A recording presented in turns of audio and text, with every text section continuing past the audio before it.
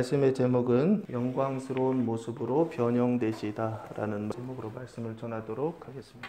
오늘은 주연후 마지막 주 혼의 구원 표식계 생명의 완성에 관한 말씀입니다. 영광스러운 모습으로 변형되시다 라는 말씀을 통해서 우리의 생각이 어떻게 구원을 받고 그 구원의 완성에 이르게 되는지를 보여주고 있는 말씀입니다. 2절 말씀부터 보시면 엿새 후에 예수께서 베드로와 야고보와 요한을 데리시고 따로 높은 산에 올라가셨더니 그들 앞에서 변형되사라고 말씀하고 있습니다. 이 엿새 후에라고 하는 것은 바로 앞에 보시면 마가복음 8장 27절 말씀에 보시면 예수님께서 제자들을 데리고 빌립보 가이사랴 지방에 가십니다. 가셔서 거기에서 너희는 나를 누구라 하느냐라고 물으셔요. 그 물으셨을 때 사도 베드로가 주는 그리스도이시다. 그리스도 고백을 하죠. 그리스도 고백을 하고 그리고 예수님께서 인자의 죽음과 부활을 말씀하셨을 때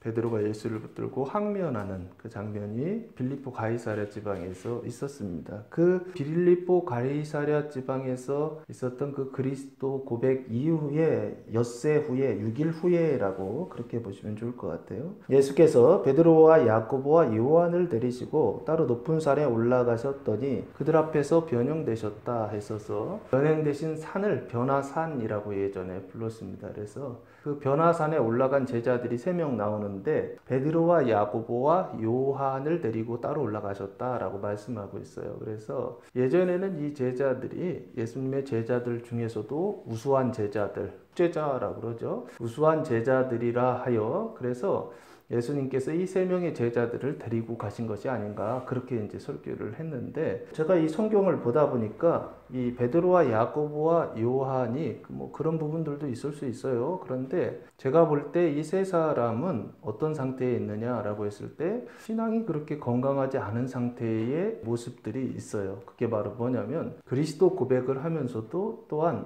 사단의 고백, 인자의 죽음과 부활, 그 올바른 행실에 관하여서 하나님이 하시는 일에 관하여서 말했을 때 사단의 말을 따라서 항변하는 일을 했거든요. 그래서 베드로는 어떤 사람이냐라고 했을 때 8장 32절 말씀에 보시면 예수님께서 그 인자의 죽음과 고난에 대해서 말씀하셨을 때 32절 드러내놓고 이 말씀을 하시니 베드로가 예수를 붙들고 항변하매라고 하면서 항변했던 사람, 인자의 죽음에 대하여 항변하고 대적했던 사람, 그 사람이 바로 누구냐면 베드로다. 그래서 예수님 심지어 뭐라고 말씀하시냐면 33절 예수께서 돌이키사 제자들을 보시며 베드로를 꾸짖어 이르시되 사단아 내 뒤로 물러가라. 네가 하나님의 일을 생각하지 아니하고 오히려 사람의 일을 생각하는도다 하시고 하면서 사단이라고 부르시거든요. 그 사단이라고 부르신 이유가 뭐냐면 하나님의 일을 생각하지 않았다는 거예요. 사람의 일을 생각했다는 거예요. 하나님의 일은 뭡니까? 인자의 죽음을 말하는 거예요. 인자의 그 죽음과 부활을 말하는 것인데 베드로는 인자의 죽음을 어떻게 했다는 거예요? 항변하고 대적하고 반대했다라고 하는 거예요. 그게 누구의 일이냐면 사람의 일이다라는 거예요. 사람이 하는 일들 그리고 사람의 생각들은 늘 무엇을 말하냐면 인자의 죽음보다는 인자의 부활이라든지 인자가 잘 되는 복을 받는 어떤 이런 것들을 바래요. 그런데 예수님께서는 뭐라고 말씀하시냐면 인자의 죽음 그 죽음을 통하여서 인자의 부활이라고 하는 구원을 받게 될 것이다 라고 하는 것을 가르쳐 주셨거든요. 그런데 베드로는 그것을 어떻게 했다? 항변하고 대적하고 그래서 실제적으로 예수를 붙들고서 항변하는 것이죠. 예수를 붙들고서 대적하는 것이죠. 그때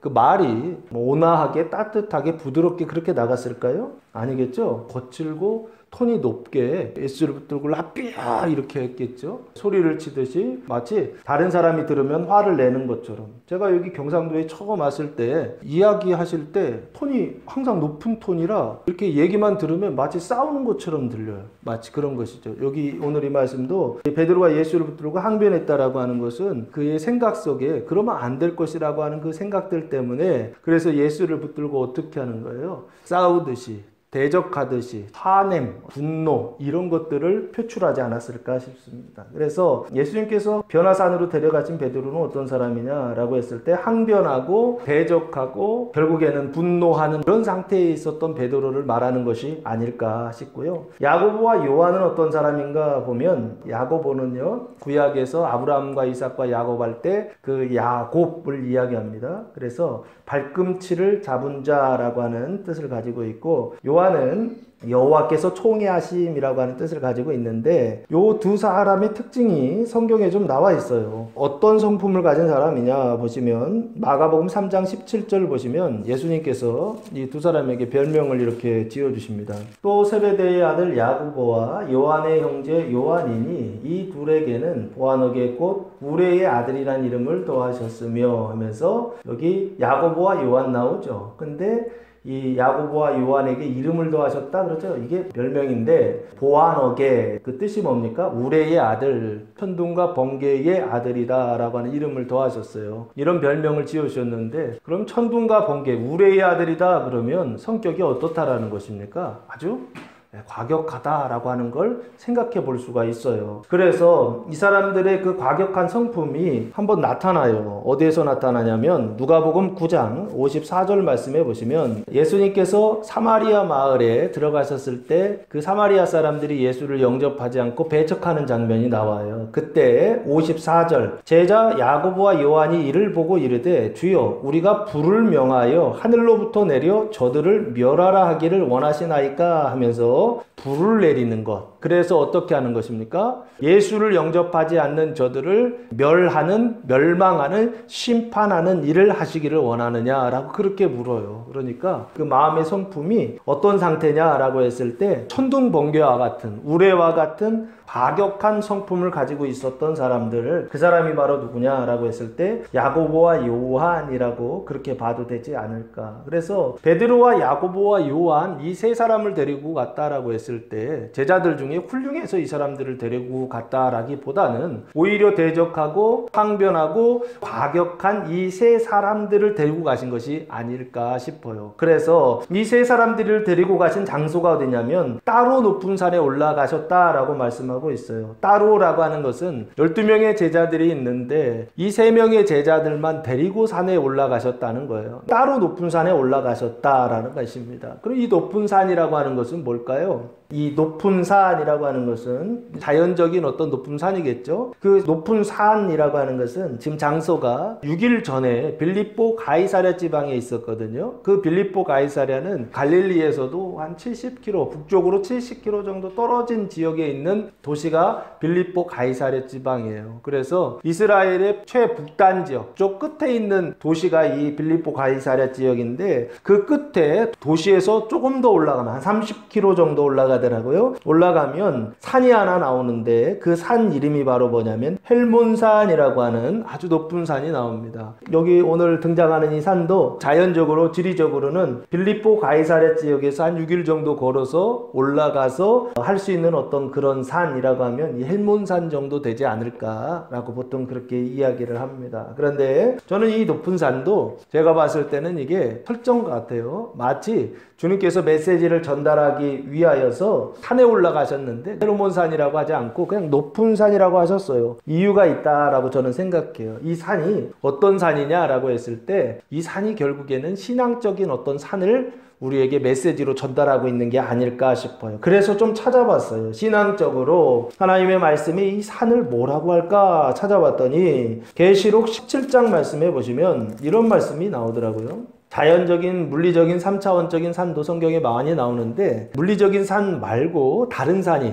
4차원적인 눈에 보이지 않는 산이 하나 나와요. 그 산이 뭐냐면 9절 말씀해 보시면 짐승에 대한 큰 음녀에게 내릴 심판, 음녀가 타고 있는 짐승이 나오는데 그 짐승에 대한 설명이 나와 있어요. 7절에 이런 말씀이 나옵니다. 천사가 이르되 왜 놀랍게 여기느냐 내가 여자와 그가 탄 7 머리와 10뿔 가진 짐승의 비밀을 내게 이르리라 라고 그렇게 말씀하세요. 그러면서 9절 말씀 지혜 있는 뜻이 여기 있으니 그 7 머리는 여자가 앉은 7 산이요 라고 하면서 이 산이라고 하는 단어가 나옵니다. 나오죠? 일곱 머리가, 짐승의 일곱 머리가 여자가 앉은 일곱 산이다 라고 되어 있고 10절 말씀에 또 일곱 왕이라 라고 말씀하고 있어요. 그러니까 머리가 산이고 산이 왕이에요. 일곱 왕. 같은 의미이죠. 다섯은 망하였고 하나는 있고 다른 하나는 아직 이르지 아니하였으나 이르면 반드시 잠시 동안 머무르리라 하면서 왕이 일곱인데 다섯은 이미 17장 2단계에서는 이미 다섯은 망했고 지금 있는 게 여섯째 왕이고 뒤에 일곱 번째 왕이 올 것이다. 지금 그 얘기를 하고 있어요. 그러면서 여기서 뭐라고 얘기하냐면 산을 오로스라고 하는 단어를 똑같은 단어를 사용했는데 이 오로스라고 하는 높은 산과 여기 나오는 그 일곱 산 할 때 일곱 산도 오로스 똑같은 단어를 사용했어요. 물리적으로 보았을 때는 지리적으로 높은 곳을 이야기하는데 이게 신앙적으로 봤을 때는 결국에 일곱 산이요 일곱 왕이라고 했어요. 그 일곱 왕이 뭘까라고 했을 때 이 일곱 왕은 결국에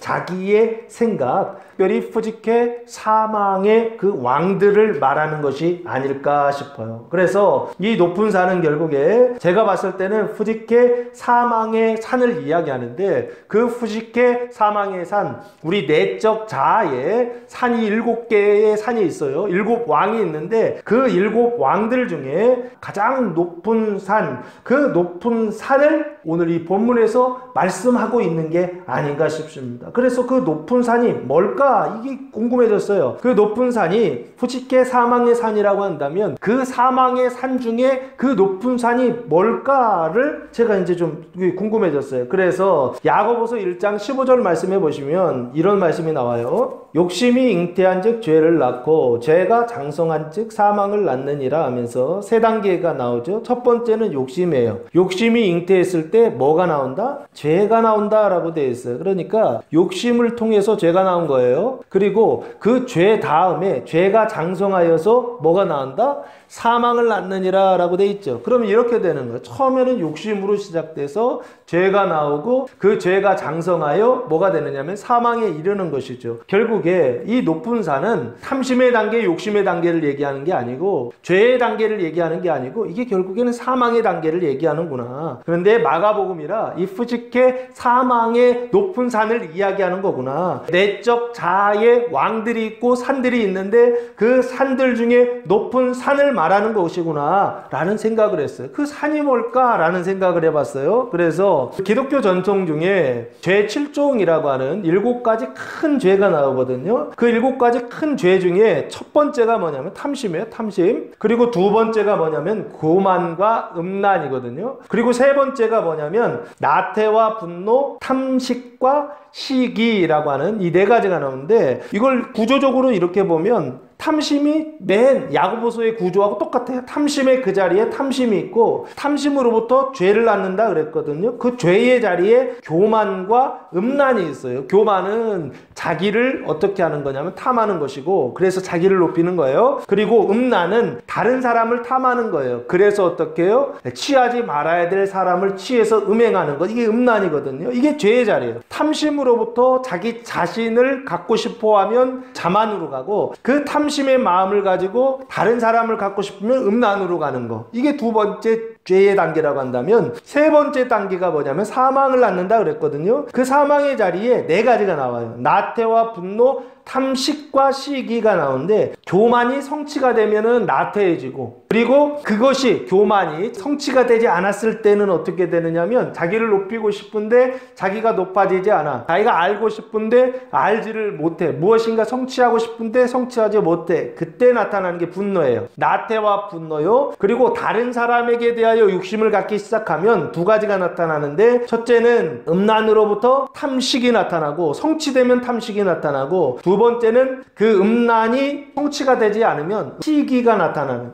이 7가지 죄를 말하고 있더라고요. 그래서 지금 이게 오늘 이 높은 산이 푸지케 사망의 산을 얘기하는데 그 푸지케 사망, 그 사망의 자리에 있는 게 나태와 분노, 탐식과 시기인데 이 중에 이 높은 산이 뭘까라고 했을 때 이게 분노구나 라는 생각을 했어요. 오늘 이 본문 말씀이 지금 무엇인가를 계속 설명하고 있어요. 어떤 문제가 있다는 거예요. 베드로와 야고보와 요한이 가지고 있는 아주 근본적인 문제가 있다라고 하는 거예요. 그 문제를 주님께서 어떻게 해요? 지적하시기 위하여 데려가신 산이 있다고요. 그 산이 어디라고요? 높은 산이라고요. 그 높은 산이 어디라고요? 눈으로 볼 때 물리적인 높은 산은 헬몬산이지만 눈으로 보이지 않는 신앙적으로 그 마음의 상태 속에서, 생각의 상태 속에서 높은 산이 있다고요. 그 높은 산이 어디냐? 후지케 사망의 산이요, 내적 자아가 사망의 상태에 있는 산이요. 그 사망의 상태에 있을 때 그게 성취가 되지 않으면 나타나는 현상이 바로 뭐냐면 분노라고 하는 현상입니다. 아까 베드로가 예수를 붙들고 항변했다고 했을 때, 항변했다라고 하는 건 자기 생각에 맞지 않았다는 얘기고, 그 자기 생각에 맞지 않아서 어떻게 하는 것이냐면 예수를 붙들고 그렇게 되면 안 된다라고 대적했던 것이다라는 거예요. 그때 뭐가 나타난다고요? 그 다른 생각으로 인해서 분노가 나타난다고요.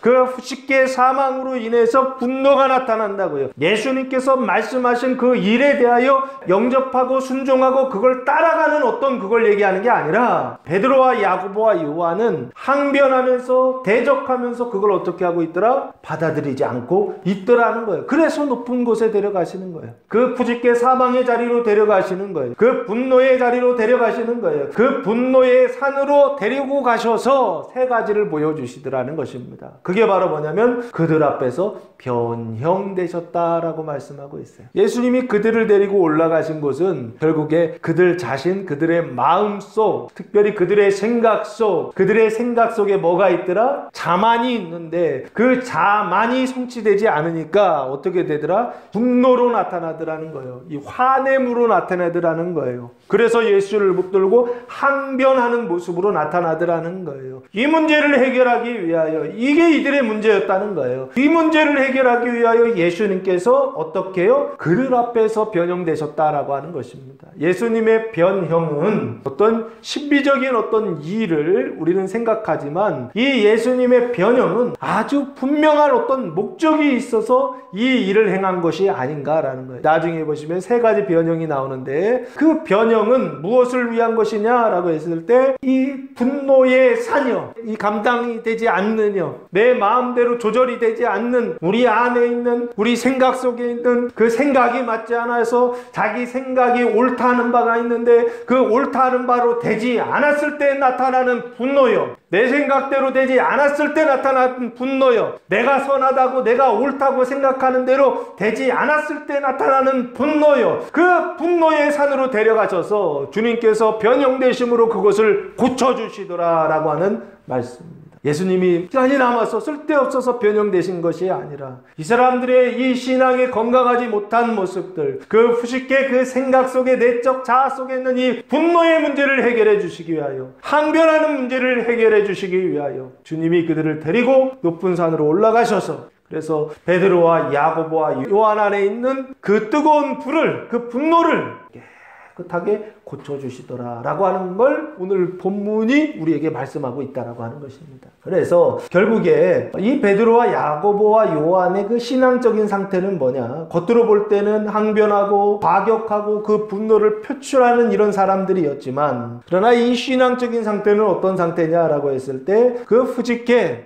자기 생각에 그 죄와 그 사망을 어떻게 해요? 그 사망의 상태 속에서 말하고 있는, 그것을 행동하고 있는 사람이었다는 거예요. 예수님께서 인자의 죽음, 그 후직계 죄와 사망의 죽음을 말씀해 주셨을 때 이 사람들은 당연히 어떻게 하더라? 그것을 대적하는 모습으로 나타나더라 라고 하는 것입니다. 왜 그렇습니까? 그들의 생각이 사망의 상태에 사로잡혀 있기 때문에, 그 사망에 그것이 어떻게 되는 것입니까? 담아내야 되고 자기를 높여야 되는데, 그런데 그것을 주님께서 하시지 않고 어떻게 하신다는 거예요? 인자의 죽음, 예수님께서 돌아가신다고 하니까 이 사람들이 그걸 받아들일 수가 있어요? 없어요? 절대가 없죠. 왜요? 예수를 따르는 목적이 그거였거든요. 자기를 높이기 위해서요. 자기가 높아지기 위해서요. 자기는 늘 어떤 상태요? 어부의 상태, 물고기 잡는 그런 사람들이었는데 예수님 만나서 신분 상승 한번 해보고 싶었거든요. 그 대표적인 사람이 누굽니까? 야고보와 요한이었잖아요. 예수님께 찾아와서 청탁하지 않습니까? 주의 나라에 임하실 때에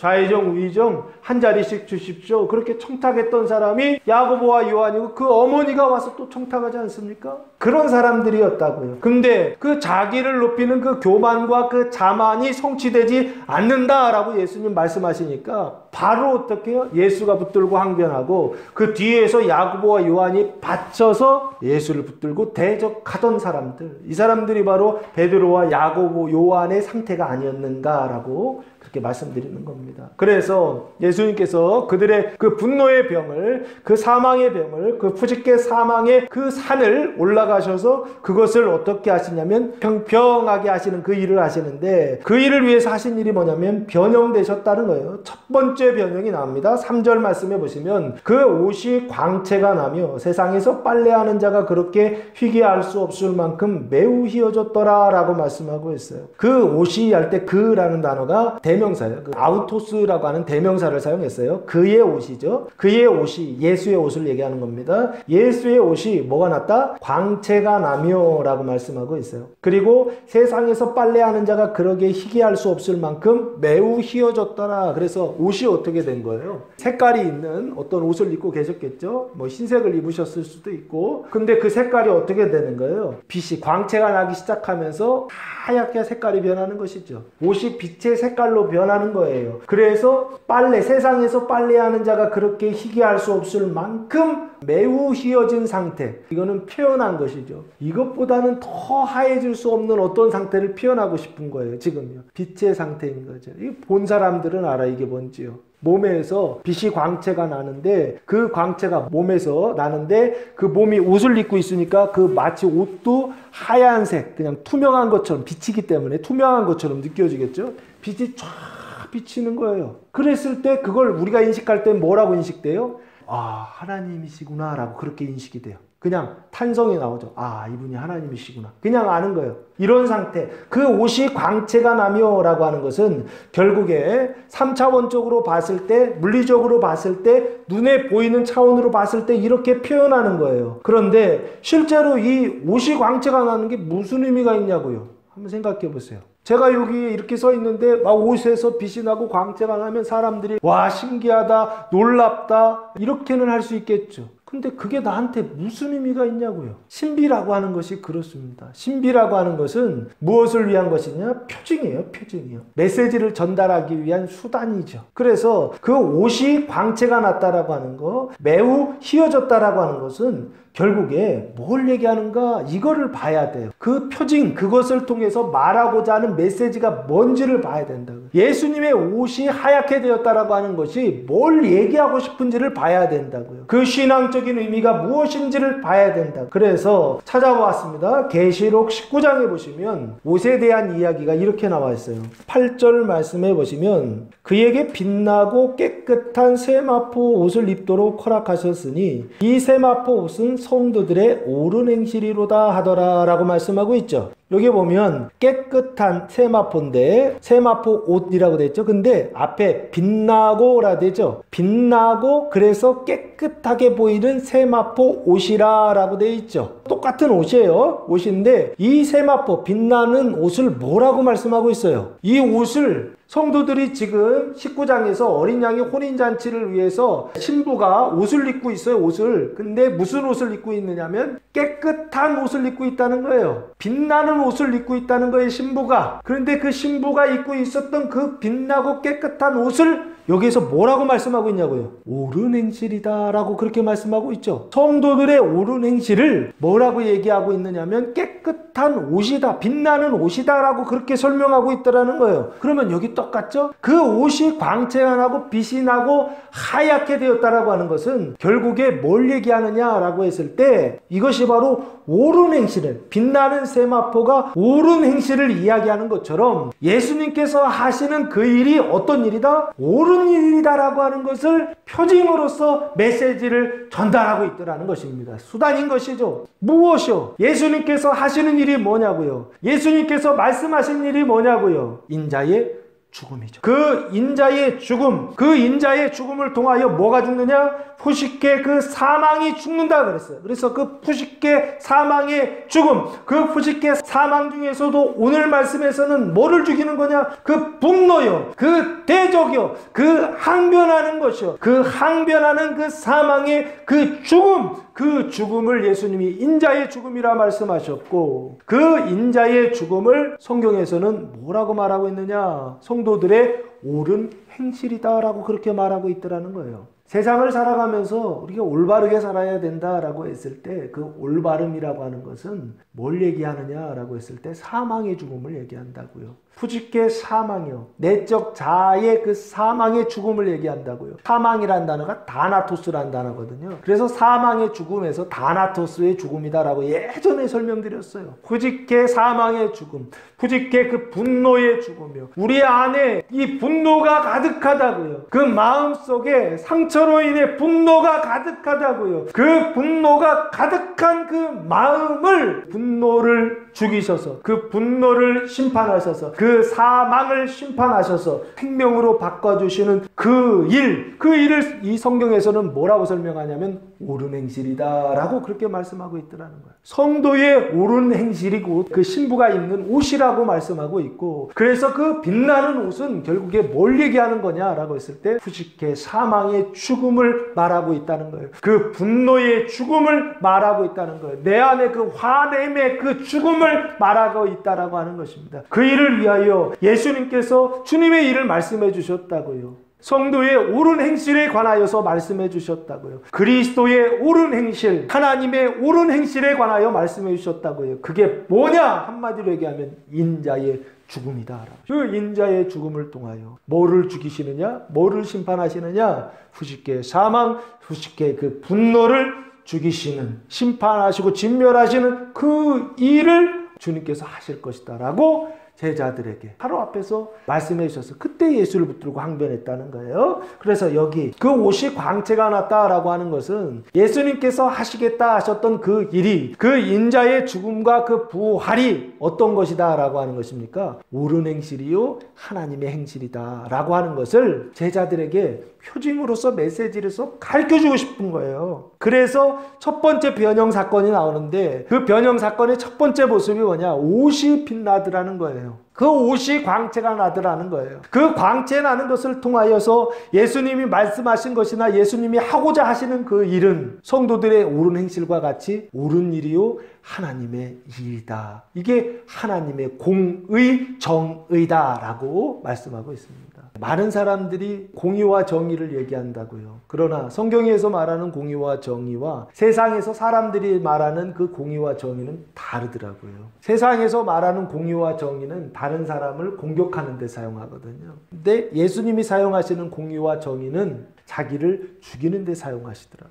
방법이 전혀 달라요. 죽이는 건 둘 다 똑같은데 다른 사람을 죽이는 데 사용하는 게 공의라고 한다면, 그래서 적폐청산 적폐천사 하는 거 아닙니까? 그 적폐청산을 누가 해요? 적폐가 적폐를 청산한다 그러지 않습니까?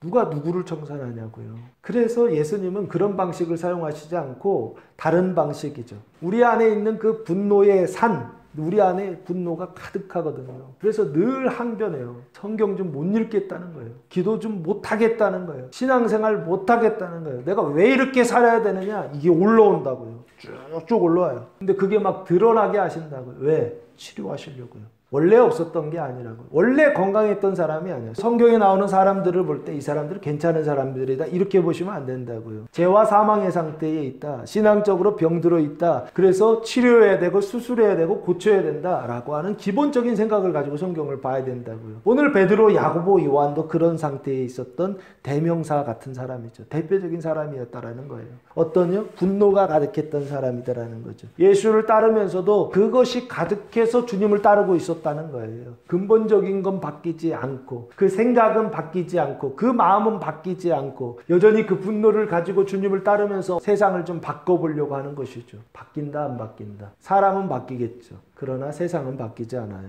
여전히 사단이 다스리는, 지배하는 죄와 사망의 그 세상이에요. 그 세상을 그냥 사람들만 바꾸는 거예요. 이 사람으로 바꾸고 저 사람으로 바꾸고 근본을 바꾸지 않는다. 그러나 예수님은 오늘 이 변형 사건을 통하여서 근본을 바꾸신다고요. 그 옷이 변형되는 그 사건을 통하여서 이게 옳은 행실이다라고 하는 걸 보여주신다고요. 이것이 진짜 해야 되는 일이요. 이것이 진짜 어떻게 해야 돼요? 이게 진리이고 이 일을 위하여 우리가 힘써야 된다라고 하는 것을 3절 옷에서 광채가 나는 옳은 행실을 통하여서 어떻게 해요? 표징으로서 메시지로서 제자들에게 전달하고 보여주고 있더라고 하는 것입니다. 그래서 이 사람들이 이걸 보고서 와 했겠죠.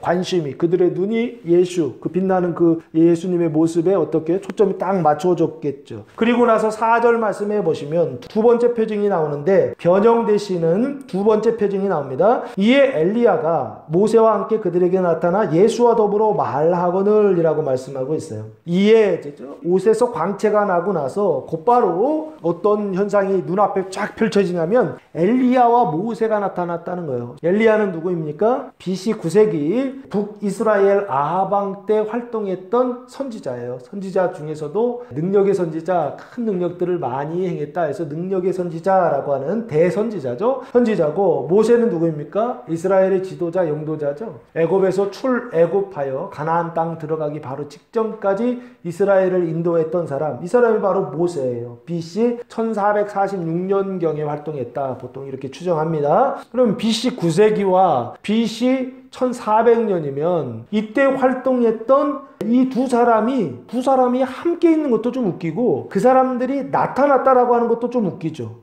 누구에게? 베드로와 야고보와 요한이요. 베드로와 야고보와 요한이 현재 시점이라고 한다면 엘리야는 900년 전 사람이고 모세는 1450년 전 사람이란 말이에요. 근데 이 두 사람이 그들에게 나타났다는 거예요. 그럼 이건 물리적인 현상인가요? 물리적인 현상처럼 나타났죠. 3차원적으로 눈에 보이는 시간과 공간 안에 나타났죠. 그러나 이 사람들은 물리적인 존재가 아니라고요. 3차원적 존재가 아니라고요. 이 사람들은 눈에 보이는 존재가 아니라고요. 눈에 보이지 않는 존재들이죠. 모세는 이미 신명기에서 산에 올라가서 죽었어요. 골짜기에서. 그리고 엘리야는 죽지 않고 어디까지 올라가요? 불말과 불병을 타고 하늘에까지 올라갔던 사람. 열왕기 하에 나오죠. 1장에 엘리야가 불말과 불병거를 타고 하늘에 올라가는 장면이 나오거든요. 그러니까 이미 이 사람들이 이 세상 사람이 아니라고요. 근데 그들이 나타났다는 거예요. 그래서 예수와 더불어 말했다라고 그렇게 말하고 있어요. 이 더불어 말하다라는 단어가 쉴랄레오라고 하는 단어를 사용했는데 뜻은 함께 이야기하다, 대화하다라는 뜻이에요. 더불어 말했다, 대화했다는 얘기죠. 예수님도 말하고 엘리야도 말하고 모세도 이야기하면서 서로 대화했다라고 하는 거예요. 이게 두 번째 변형이고 이게 제자들에게 보여주신 거예요.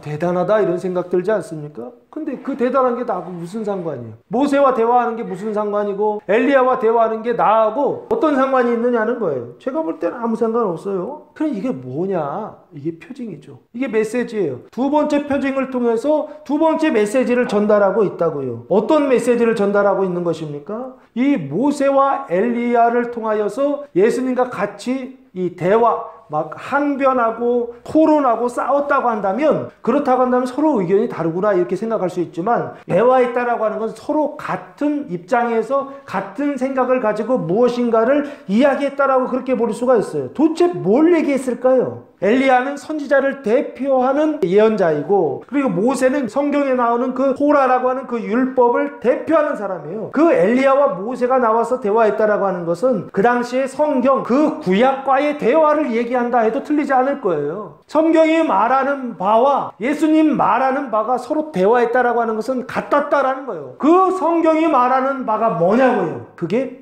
두 번째 표징이고 두 번째 메시지로 전달하고 싶은 것입니다. 그걸 찾아봤어요. 마가복음에서는 안 나오더라고요. 마태복음에서도 안 나와요. 똑같은 사건인데 어디에서만 나오냐면 누가복음 9장에서 나오더라고요. 변화산 사건이 마태, 마가, 누가복음 세 곳에서 다 나와요. 다 나오는데 마태, 마가에서는 이 구절이 없어요. 근데 누가에서만 이 구절이 있어요. 누가복음 9장 31절 말씀해 보시면 영광스러운 모습으로 변화되시다 하면서 영광 중에 나타나서 장차 예수께서 예루살렘에서 별세하실 것을 말할세라고 말씀하고 있죠. 여기 보면 모세와 엘리야가 나타나서 서로 이렇게 이야기하는데 뭘 얘기했느냐라고 했을 때 장차 예수께서 어디? 예루살렘에서 뭐 하신다? 별세하신다라고 그렇게 말씀하고, 별세가 뭐예요? 이게 좋은 말로 별세이죠. 죽는 거예요. 이 죽음을 이야기한다고요. 그 예수의 죽음, 인자의 죽음을 모세가 이야기하고 인자의 죽음을 엘리야가 이야기하고 있더라는 것입니다. 그러니까 성경 그 구약이 언약하고 있는 내용이 메시아에 대한 내용이고 예수에 대한 내용이고 영생에 대한 내용인데,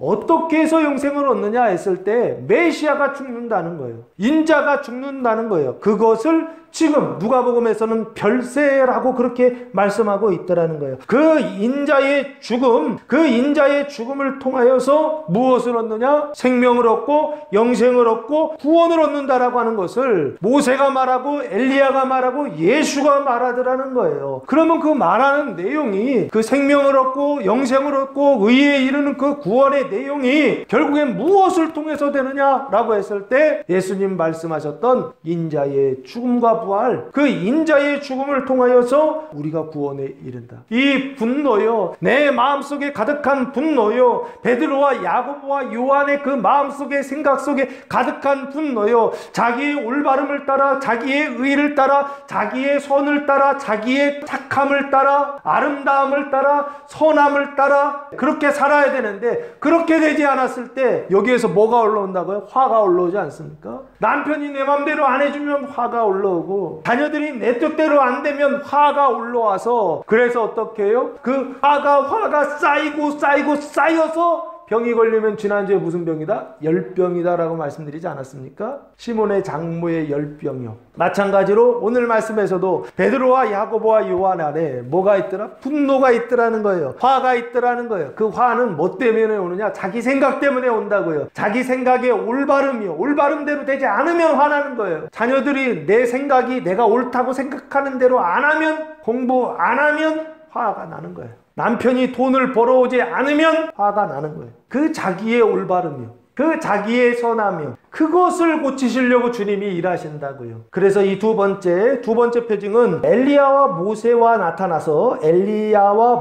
나타나서 눈에 보이지 않는 존재들이 나타나서 예수와 더불어 대화하는 장면이 나오는데, 이 대화를 통하여서 말씀하고자 하는 것은 뭐냐라고 했을 때 결국에는 이게 표징이고 메시지를 전달하기 위한 수단이더라는 거예요. 뭐요? 인자의 죽음. 그 인자의 죽음을 통하여서 어떻게 된다? 너희가 구원을 받을 것이다 라고 하는 그것을 예수님 말씀하셨는데, 그것이 옳지 않다고 항변하던 베드로에게 두 번째 표징을 통해서 메시지를 전달하고 있는 것입니다. 너 생각이 잘못됐다라는 것입니다. 네 생각을 버려야 된다라고 하는 것입니다. 너의 올바름을 따라 살아가는 것이 아니라 하나님의 올바름, 이걸 공의, 정의라고 합니다. 공의. 그 하나님의 올바름, 공의, 그게 바로 내용이 뭐냐 했을 때 인자의 죽음이라고요. 하나님이 우리를 인자의 죽음의 자리로 계속 데리고 가실 거예요. 높은 산, 주님의 그 변형되는 어떤 그런 일들이 이번 주에 나타날 거라고요. 어디를 데려가셔서? 높은 산이요, 막 분노가 치밀어 오르는 어떤 데로 데리고 가실 거라고. 그곳에서 두 가지를 보여주시고, 하나는 옷에서 빛이 나는 옳은 행실이요, 옷에서 빛이 나는 어떤 걸 보여주시고, 또 하나는 모세와 엘리야가 나타나서 대화하는 이 모습을 통하여서 보여주시는 거예요. 뭐를요? 인자의 죽음은 틀린 것이 아니다, 거짓이 아니다 라고 하는 것입니다. 인자의 그 고난과 죽음, 후직의 그 사망의 죽음은, 그 분노의 죽음은 무엇을 위한 것이다?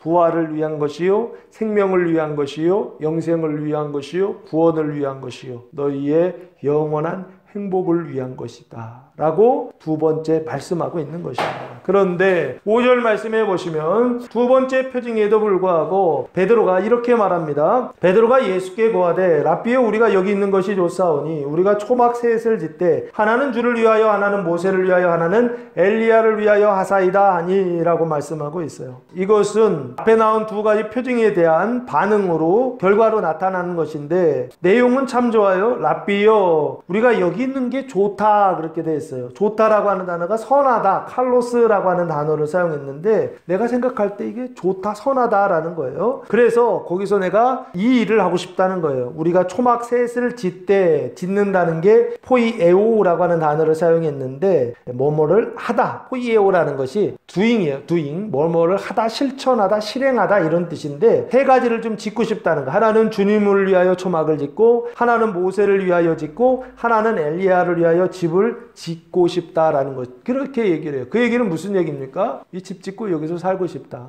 이 신비주의라고 하는 어떤 이런 현상 속에서 그냥 산에서 이런 현상 속에서 그냥 내려가지 않고, 현실에 내려가지 않고, 인자의 그 죽음의 자리에 내려가지 않고, 어떻게 해요? 고난 없는 이 자리 속에서 그냥 이런 신비만을 경험하면서 살고 싶다. 뭐 이런 얘기를 지금 내려가고 싶지 않다라고 하는 얘기를 해요. 명분으로 볼 땐 너무 좋은 얘기예요. 그냥 봤을 때는. 그냥 하나하나 따져보면 좋은 얘기가 아니에요. 왜냐? 6절 보시면 이렇게 평가하고 있어요. 이는 설명하죠. 이렇게 이야기하고 있는 이유를 설명하는 거예요. 이는 그들이 몹시 무서워하므로 그가 무슨 말을 할지 알지 못함이라. 알지도 못하고 말한 거예요. 뭐에 사로잡혀서? 무서움. 몹시 무서워하므로 에크포보스라고 하는 단어를 사용했는데 제정신을 잃고 놀라는 이란 뜻이에요. 제정신을 잃었어요. 그래서 놀라요. 매우 두려운 어떤 무서워하는 그 무서움에 두려움에 사로잡혀서 자기도 무슨 얘기를 하는지 모르면서 한 얘기라고요. 그런데 명분으로 볼 땐 너무나 좋은 얘기예요. 선하고 그리고 그 행동에 있어서도 올바르고 아름다운 어떤 행실이에요. 그런데 6절에서 평가는 뭐라고 평가하고 있느냐? 그 긍정적으로 평가하고 있는 게 아니에요. 이건 부정적으로 평가하고 있다고요. 나쁘게 평가하고 있다고요. 두려움에 사로잡혀서 지가 뭔 얘기를 하는지도 모르고서 그렇게 얘기하더라는 거예요. 여기 있는 게 좋다라고 하는 것. 그러면 이런 것이죠. 이게 부정적인 평가였다고 한다면 베드로의 이 생각과 베드로의 이 말은 여기 있는 것이 좋다라고 얘기했지만 성경에서는 여기 있는 게 좋다라고 생각하는 거예요? 나쁘다고 생각하는 거예요? 여기 머무르는 게 나쁘다라고 생각하는 거예요. 그 여기가 어디냐고요? 2절에 높은 산이라고 되어 있죠. 높은 산에 올라가셨다라고 되어 있거든요. 높은 산을 얘기하고 있고, 그리고 여기가 어디입니까? 3절에 그 신비의 산이죠. 예수님께서 변형되셔서 그 옷이 광채가 나는 그 산이죠. 그래서 여기는 산인데 그 높은 산, 그 신비의 산, 그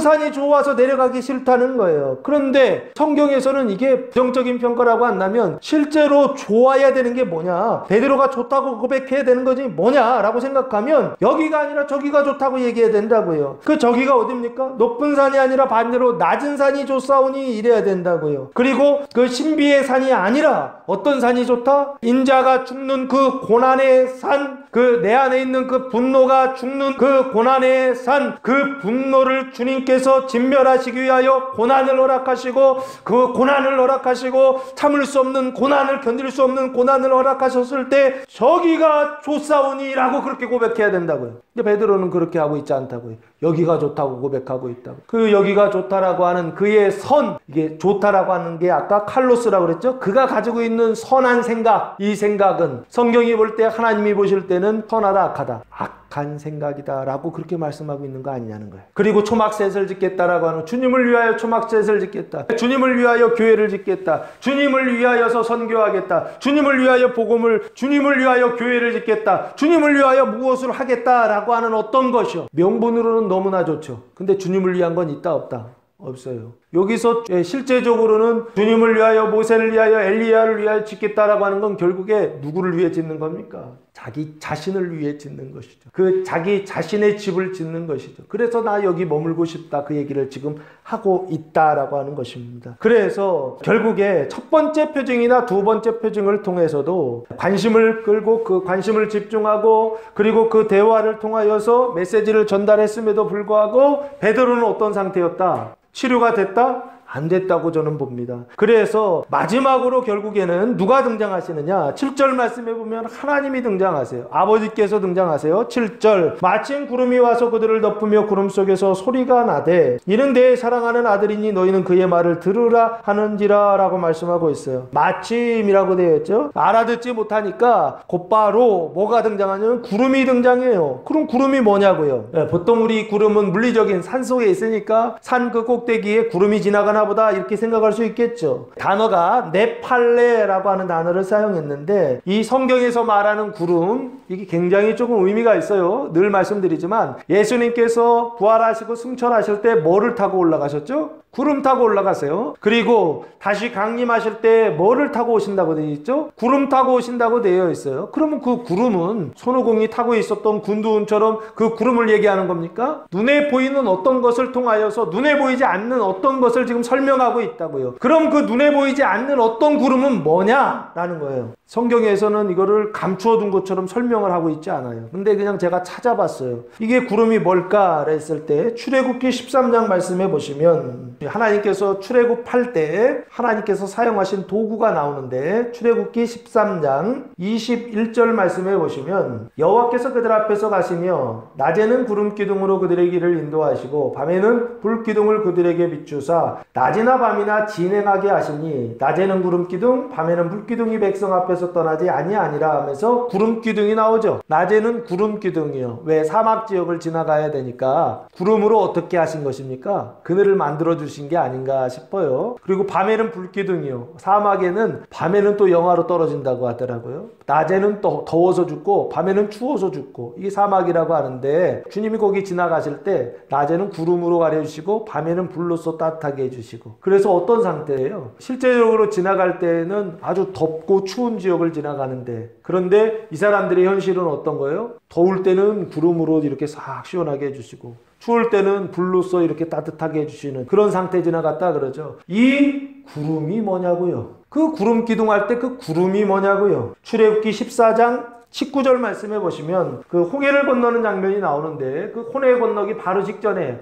바로의 군대가 이스라엘을 죽이려고 어떻게 하면 쫓아옵니다. 그때 19절 말씀해 보시면 이스라엘 진 앞에 가던 하나님의 사자가 그들의 뒤로 옮겨가매 구름 기둥도 앞에서 그 뒤로 옮겨라고 말씀하고 있어요. 그러면서 여기서 힌트를 얻었어요. 뭐냐면 앞에 가고 있었던 뭐가 나오냐면 여호와의 사자가 나온다고요. 그 여호와의 사자가 뒤로 가니까 모두 뒤로 가더라? 구름 기둥도 뒤로 가더라는 거예요. 여호와의 사자라고 하는 단어가 뭐냐면 말라크라고 하는 단어인데 이게 신약에서는 안겔로스라고 돼 있고 영어로는 엔젤이에요. 천사예요. 천사. 그러니까 하나님의 천사가 앞에 있다가 뒤로 간 거예요. 애국 군대를 막으려고 뒤로 갔더니 모두 따라가느냐면 구름 기둥도 따라가더라는 거예요. 그래서 구름 기둥이 어떻게 해요? 이스라엘 진과 애국 군대의 그 진 사이에 딱 막아서 접근하지 못하도록 그렇게 지키더라는 거예요. 그런데 여기요 구름이 이동하기 전에 뭐가 이동하냐면 여호와의 사자가 이동하더라는 거예요. 천사가 이동하더라는 거예요. 그래서 여기서 유추하기 시작했던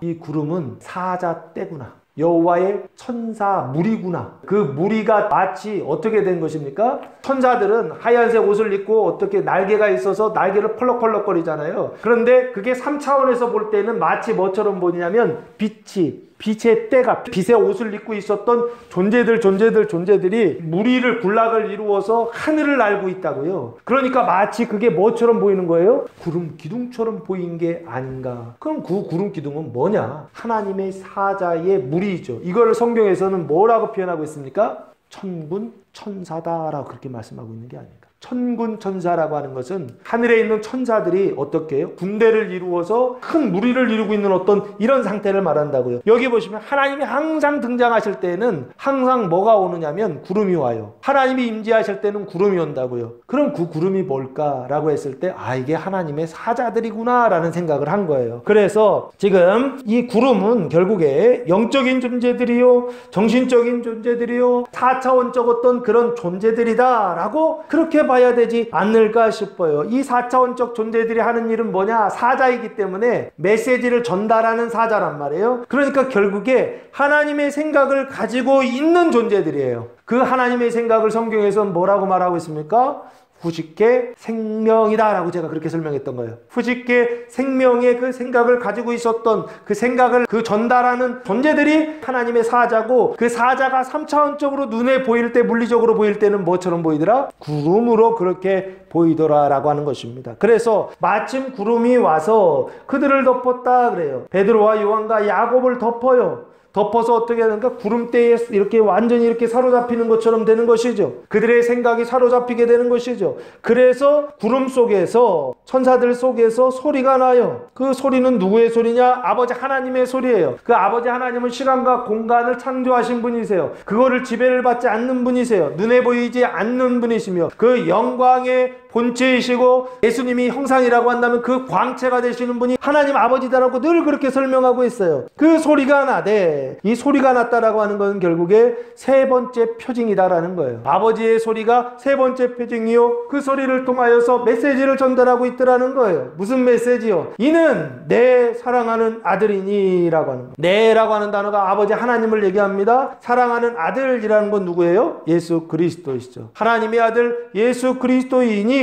존재에 있어서 그는 어떤 존재이다? 하나님의 아들이다라는 거예요. 그러니까 뭐 하지 말라는 거예요? 항변하지 말라는 거예요. 인자의 죽음에 대한 그 말에 대하여 항변하지 말고, 그 생각에 대하여 항변하지 말고, 나중에 예수님께서 십자가에 달려 돌아가시는 그 일에 대하여 어떻게 하지 마라? 대적하지 마라. 나쁘다라고, 악하다라고, 불의하다라고 그렇게 생각하지 말라는 거예요. 인자의 죽음에 대하여 우리는 어떻게 생각합니까? 하나님이 살아계시다고 한다면 어떻게 저 올바른 사람이 죽는 것에 대하여 하나님께서 모른 척 하실 수 있습니까? 라고 그렇게 말하지 않습니까? 인류의 역사 속에서 얼마나 많은 사람들이 죽었습니까? 인류의 역사 속에서 얼마나 많은 인자의 죽음을 우리가 경험하지 않았습니까? TV를 한번 들어보세요. 처음부터 끝까지 하는 내용들이 다 무엇입니까? 결국의 내용은 뭐예요? 죽음이에요, 죽음이요. 얼마나 많은 사람들이 죽는지 몰라요. 전쟁이 일어나면 수만 명, 수십만 명, 수백만 명이 죽어요. 그 인자의 죽음에 대하여 우리는 선하다고 생각하지 않는다고요. 그 사람의 죽음에 대하여, 부지게 그 사망의 죽음에 대하여, 그 인자의 죽음에 대하여, 그 분노의 그 죽음에 대하여 우리는 선하다고 생각하지 않는다고. 그래서 어떻게 해요? 예수를 들고 항변했던 것처럼 보이지 않는 아버지 하나님을 붙들고 항변합니다. 하나님이 살아계시다고 한다면 어떻게 나한테 이런 고난을 주실 수가 있습니까? 라고요. 분노하며 대적하며 예수를 붙들고 하나님을 붙들고 흔들어 제끼는 것이죠. 그런 하나님이라고 하면 나는 절대로 믿지 않겠습니다 라고 하면서요. 하나님이 얼마나 힘드실까요? 하나님은 우리 안에 있는 그 사망을 고치시기 위하여, 부지게 그 분노를 고치시기 위하여, 그 분노를 고치셔서 그 인내하는 자가 되게 하시려고 하나님의 일을 하시는 것이고, 하나님의 일을 말씀하시는 것이고, 진리를 말씀하시는 것이고, 그 일이 영생을 얻는 길임을 말씀하시는 것인데, 그런데 베드로와 야고보와 요한은 그걸 몰랐고, 심지어 지금 우리들도 그걸 모르더라고 하는 것입니다. 하나님의 선하심을 모르고, 하나님이 하시는 일을 모르고, 하나님의 말씀을 모르고, 이 일이 진리요, 이 일을 통하여 영생에 이를 수 있고, 이 일을 통하여 구원에 이를 수 있다라고 하는 걸 우리는 모르고 똑같이 그러고 있더라는 거예요. 그러니까 하나님 아버지가 나타나셔서, 최종적으로 나타나셔서 세 번째 표징으로서 메시지를 전달하고 있더라는 거예요. 야 이놈들아! 이런 거죠. 너희는 그의 말을 좀 들어라라는 겁니다. 그의 말은 누구입니까? 예수님의 말씀이요. 그 예수님의 말씀이 뭐냐고요? 인자의 죽음이요. 그 인자의 죽음이 뭐냐고요? 여러분의 고난을 말하는 것입니다. 그 분노를 심판하시기 위한 고난이요. 하나님이 여러분을 그 부인하게 하시기 위하여, 자기를 부인하고 자기 십자가를 지게 하시기 위하여 십자가의 길로 인도하시는 그것이요. 그 말을 좀 들으라는 거예요. 말씀으로 세 번이나 말씀하세요. 오늘 8장 27절에서 죽음과 부활을 처음 얘기하시고, 9장 30절에서 두 번째 죽음과 부활을 얘기하시고, 10장 32절에서 세 번째 죽음과 부활을 말씀하세요. 오늘 이 변화사는 그 8장과 9장 사이에 있어요. 그래서 이 변화사는 그 죽음을 얘기하고 싶어서 변화사 보여주신 표징이라고 말씀드리는 거예요. 나중에 부자가 영생을 얻는 장면이 9장과 10장 사이에 또 나와 있습니다. 그것도 결국엔 뭘 위한 것이냐? 인자의 죽음 얘기하고 싶었던 거예요. 보니까요. 그 일을 통하여 어떻게 된다는 거예요? 너희 부식개가, 너희의 내적 자아가, 너희의 그 생각이 그 사망 속에서, 그 분노 속에서, 그 나태 속에서, 그 교만함 속에서 구원받을 수 있는데, 너희는 어떻게 하더라? 그 하나님의 일을 항변하고, 그 하나님의 말씀을 항변하고, 그 하나님의 일을 대적하고 반대하고 있더라는 거예요. 그러니까 아버지 나타나셔서 하시는 거예요. 야 이놈들아, 말 좀 들어라 이놈들아. 왜 이렇게 말을 안 듣냐 이놈들아. 이렇게 이 말을 들어야 되지 않나요? 8절 말씀해 보시면 그리고 나서 이 세 가지 표징이 다 끝나고 나서 문득 바라보니 갑자기 둘러보니 아무도 보이지 아니하고 오직 예수와 자기들 뿐이었더라 라고 말씀하고 있어요. 아무도 보이지 않다라고 하는 것은 4절에 엘리야와 모세 보이지 않고 7절에 아버지 하나님도 보이지 않더라. 그 천사들 구름도 보이지 아니하고 이제 진짜 현실로 돌아온 거죠. 3차원 그 현실로 돌아온 겁니다. 오직 예수와 자기들 뿐이었다라고 그렇게 말씀하고 있어요. 저는 여기 오직 예수에다 밑줄을 쫙 그어놨어요. 여기로 돌아와야 됩니다. 오직 예수로 돌아와야 돼요. 아버지의 소리에 머물러 있어도 안 되고 모세와 엘리야와 대화하는 그 자리에서도 신비의 자리에 머물러 있어도 안 되고 옷이 광채가 나는 그 자리에 여기가 좋사오니 이게 아니라 어디로 내려와야 된다고요? 현실 세계로 내려와서 오직 예수만 보여야 된다고요. 오직 예수의 말씀만 들려야 된다고요. 오직 예수께서 행하시는 일, 예수의 일만이 보여야 된다는 거예요. 다른 건 하나도 보이지 않고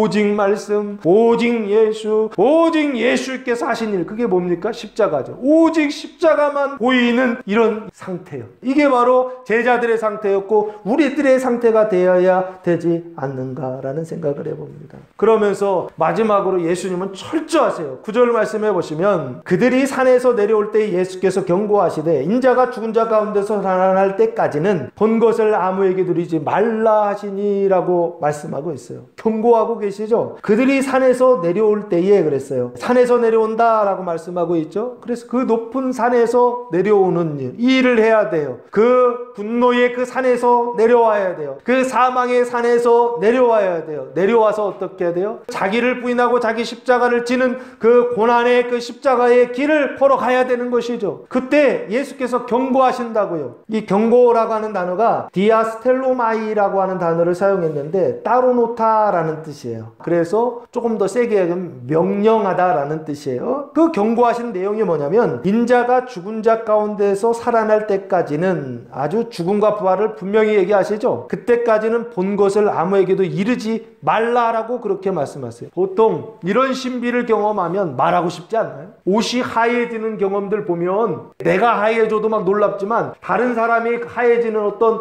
흰옷을 입은 존재를 우리가 이렇게 봤다고 한다면 막 말하고 싶지 않나요? 모세와 엘리야가 나타나가지고 대화하는 장면들을 보면 막 가서 이야기하고 싶지 않나요? 아버지 하나님의 음성을 들으면 이건 평생 잊을 수가 없죠.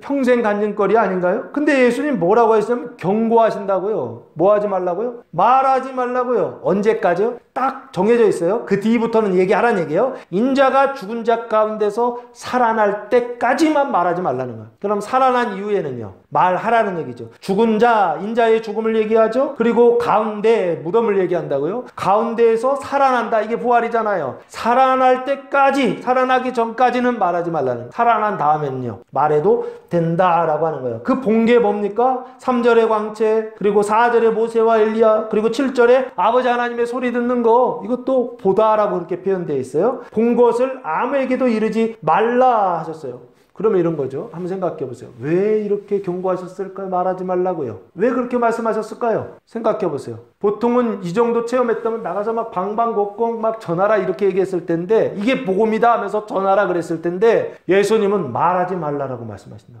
왜요? 한번 생각해 보세요. 이르지 말라고 했으니까 이르면 어떻게 되는 거예요? 예수님이 빛나는 옷을 입었다. 모세와 엘리야가 나타나가지고서 예수님과 대화를 했다. 아버지 하나님도 내 사랑하는 아들이다라고 했다. 이 얘기를 하면요. 예수님 죽을 수 있어요? 없어요? 사람들이 죽이려고 할까요? 안 할까요? 안 하겠죠? 당연히.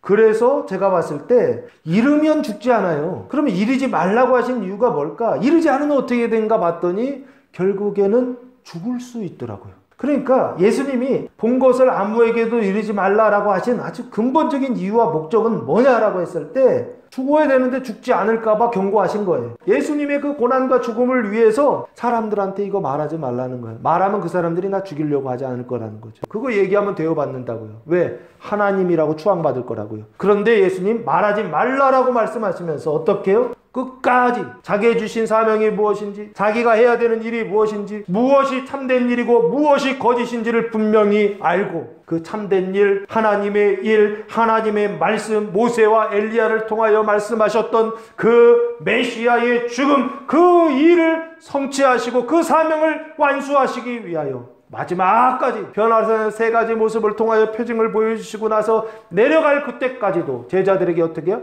경고하심으로 아주 철저하게 그 일들을 행하며 나아가시더라라고 하는 것입니다. 그러므로 사랑하는 성도 여러분, 이번 주 한 주간 예수님께서 제자들을 높은 산으로 데려가셔서 변형되시사 도시 광채가 나며 모세와 엘리야가 나타나서 대화를 하며 아버지 하나님께서 나타나셔서 말씀하시는 그 소리를 들려주시는 변형되시는 일들을 여러분의 삶 속에서 일하실 때 그때 놀라지 마세요. 이게 주님께서 내 안에 사망을, 내 후지께 안에 그 분노를 진멸하시고 고치시고 수술하시고 그래서 건강하게 하시고 회복하게 하시고 구원하시는 일이다 라고 하는 주님의 표징으로 메시지로 받아들이셔서 그래서 후지께 생명의 완성에까지 도달하는 주님의 모습에까지 도달하는 성도들 되시기를, 여러분 안에 있는 그 사망의 그 분노가 완전히 진멸되고 그 분노가 바뀌어서 믿음으로 인내하는 자들로, 그 은혜 안에서 인내하는 자들로, 겸손 안에서 인내하는 자들로 살아가는 복된 전환점 되시는 한 주간 되시기를 예수님의 이름으로 축원합니다. 기도하겠습니다. 하나님 아버지, 감사와 찬송과 영광을 올려드립니다. 주님께서 우리를 높은 산으로 데리고 가셔서 영광스러운 모습으로 변형되시고 보여주실 때 놀라지 말게 하시고 당황하지 말게 하시고 그 고난으로 인하여 낙심하지 말게 하시고 인자의 그 죽음과 그 고난으로 인하여 기뻐하며 그 영광의 복음을 영접하고 받아들이며 그 영광을 전파하며 살아가는 모든 성도들 되게 하옵소서. 이제는 우리 주 예수 그리스도의 은혜와 하나님 아버지의 무한하신 사랑하심과 성령의 교통하심이 사랑하는 성도들 머리 위에와 가정 위에와 교회 위에 이제로부터 영원토록 함께 하시기를 간절히 축원하옵나이다. 아멘.